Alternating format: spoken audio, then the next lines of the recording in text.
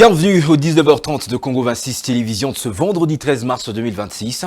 Au sommaire de ce journal, à la FECOFA, la FIFA exclut toute possibilité de renouveler le contrat et le mandat du CONOR au-delà du 15 avril prochain. Le comité Lutandila en place ne va peut-être pas organiser les élections prochaines selon un communiqué de l'instance du football mondial. Insécurité à Kinshasa, au moins 125 présumés criminels sont à la barre à Mongafula. Les audiences foraines en vue de leur procès ont débuté ce vendredi en présence d'une foule nombreuse, dont les victimes. Et puis à Lingouala, la non-évacuation des déchets issus des caniveaux curés aggrave les inondations sur Willery. Les usagers de cette voie publique dénoncent un état dramatique en temps de pluie. Voilà tout pour le Satur. Place à présent au développement. D'abord, cette information. Face à la montée de l'insécurité dans plusieurs communes de Kinshasa, la justice met la main dans la pâte afin de tenter d'éradiquer la criminalité urbaine. L'audience publique organisée à Mongafula ce vendredi 13 mars a vu comparaître près de 125 présumés Kuluna arrêtés lors de l'opération menée depuis janvier par des forces de l'ordre. Reportage Michak Lefaka.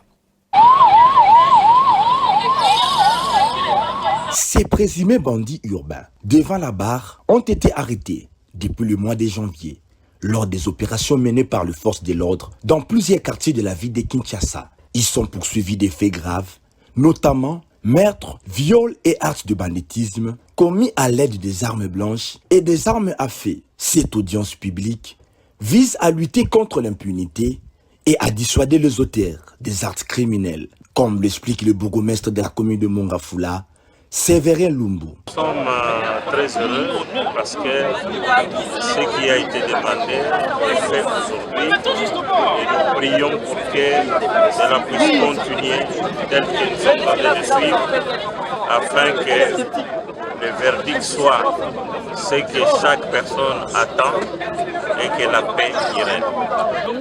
Une femme victime des actes criminels de ce bandit s'est aussi exprimé. Mais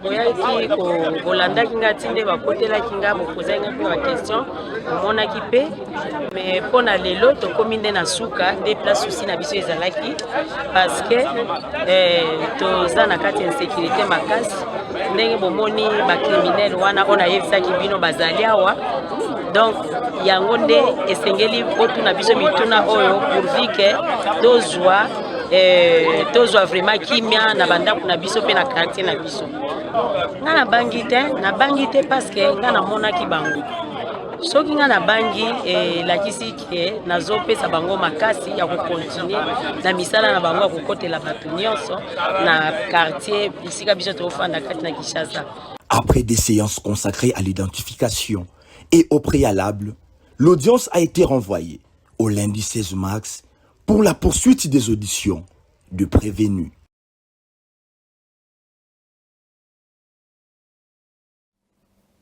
Dans un contexte marqué par des débats autour de la révision ou du changement de la Constitution, Jean-Marie Tantoumaï, coordonnateur de l'Alliance des leaders de la société civile ALSOC, est monté au créneau pour dénoncer des attaques personnelles visant les sénateurs Modeste Bahati-Lukwebo.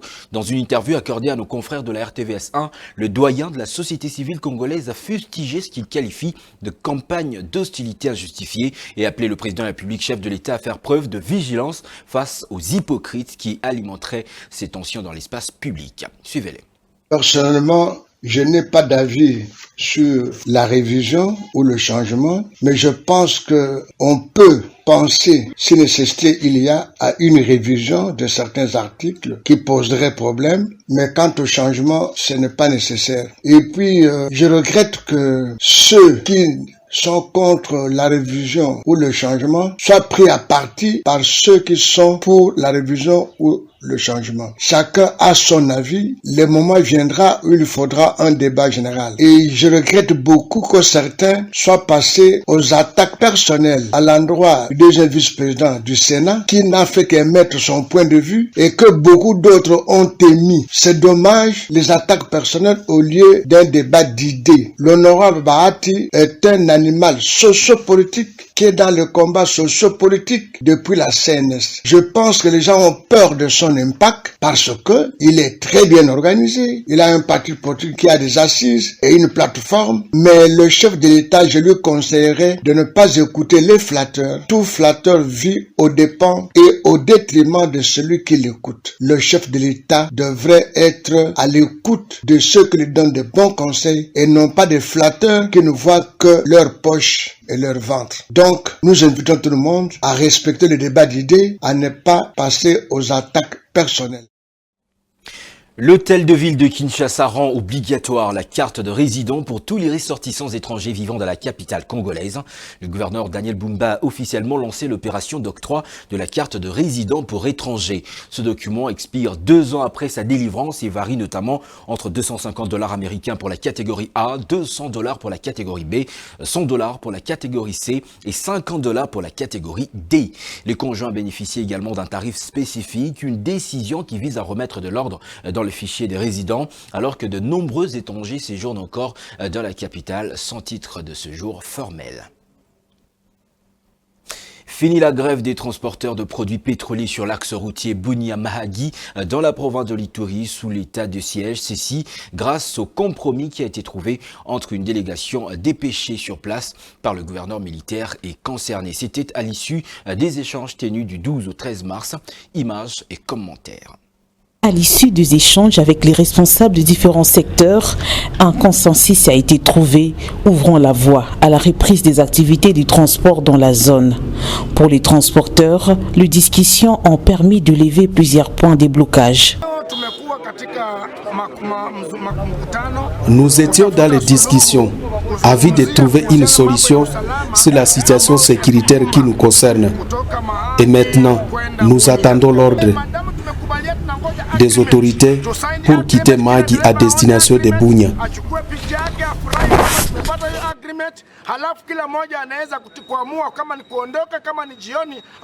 Du côté des opérateurs du secteur pétrolier, les perspectives sont également encourageantes.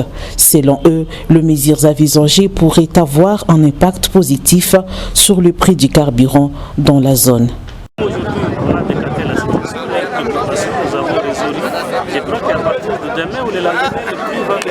Pour les opérateurs économiques, la résolution de cette crise était essentielle afin d'éviter un ralentissement prolongé des activités commerciales. La situation est décatée. D'ici là, il y aura les camions qui vont commencer à quitter à partir d'aujourd'hui et rejoindre la ville de Bunia. Et ça montre combien de fois l'excellence, monsieur le gouverneur, a les soucis des opérateurs économiques aussi. Et pour ce qui est de ces transporteurs étrangers, les messages pour eux, ils doivent se soumettre aussi à la réglementation de notre pays. La délégation provinciale dépêchée à Mahagi comprenait notamment les commissaires divisionnaires Ngoï Singulakio ainsi que le directeur adjoint en charge de l'économie et finances Dieudonné Omasombo. Leur mission, rétablir le dialogue entre les acteurs et trouver une solution durable à cette crise. Avec cet accord, les autorités provinciales espèrent désormais une reprise normale du transport et des activités économiques dans les territoires de Mahagi.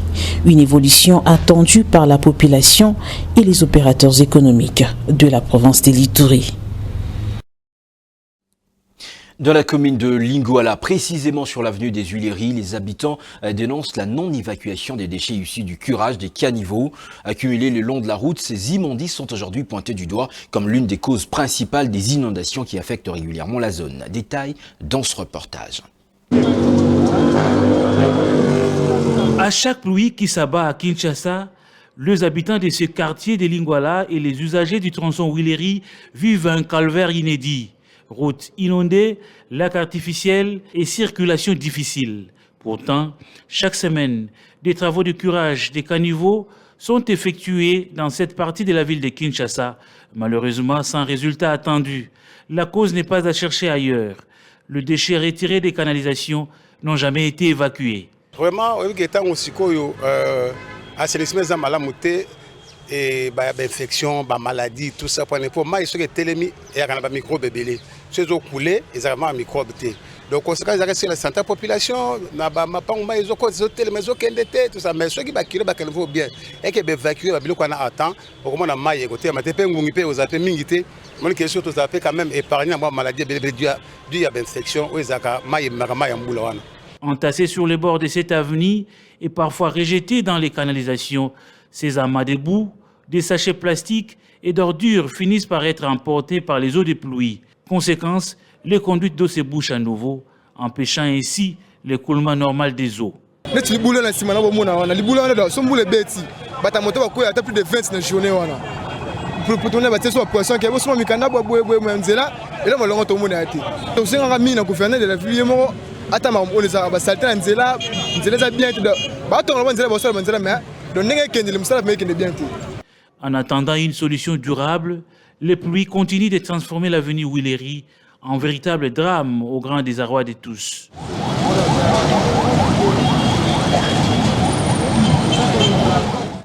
Restons avec les infrastructures routières dans la ville de Kinshasa. Suspendues depuis plusieurs mois, les travaux de réhabilitation du tronçon Nyangou et rond-point des Huileries dans la municipalité Lingwala ont repris. Étalée sur 1 km sur 3 mètres, cette artère en dégradation avancée revêtira bientôt d'une nouvelle robe, redonnant du coup espoir à la population de ce coin de Kinshasa. Selon les chefs de projet Doudou Kankou, les travaux consistant à l'agrandissement de la chaussée passant de 7 à 14 mètres au ferraillage, à la pose de la couche en béton et à la construction des canalisations.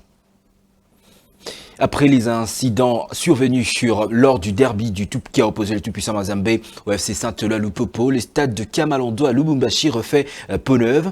Une réhabilitation urgente lancée pour permettre à l'AS Maniema Union d'accueillir l'USM Alger dans un match comptant pour la Coupe de la Confédération africaine de football ce dimanche 15 mars 2026. L'AS Maniema Union est la dernière équipe congolaise encore engagée en compétition africaine. Gloire Kitoga. Quelques jours seulement après les incidents déployés au stade de Mazembe de Kamalondo, cette infrastructure sportive peut de nouveau recevoir les matchs après sa transformation. Les travaux de réhabilitation ont été lancés afin de remettre rapidement l'enceinte en état et permettre la tenue de prochaines rencontres africaines. Cette initiative intervient dans un contexte particulier où la République démocratique du Congo ne compte plus qu'un seul représentant, encore en lice sur la scène continentale, la AS Maniema Union. Le club de Kindu se donne un rendez-vous important dans le cadre de la Coupe de la Confédération de la CAF face au club algérien USM Alger. C'est sur instruction de la haute hiérarchie de tout-puissant Mazembe, c'est-à-dire le président sponsor. Dès lors qu'il a vu tout ce qu'il y a eu comme dégâts dans notre stade, il a décidé, il a instruit le staff dirigeant, c'est-à-dire le comité de TP Mazembe, de pouvoir s'atteler rapidement pour réparer ce qui a été cassé, en entendant les mesures, que ce soit de la Ligue nationale de football, pour les réparations y afférentes par rapport aux dégâts qu'il y a eu au stade.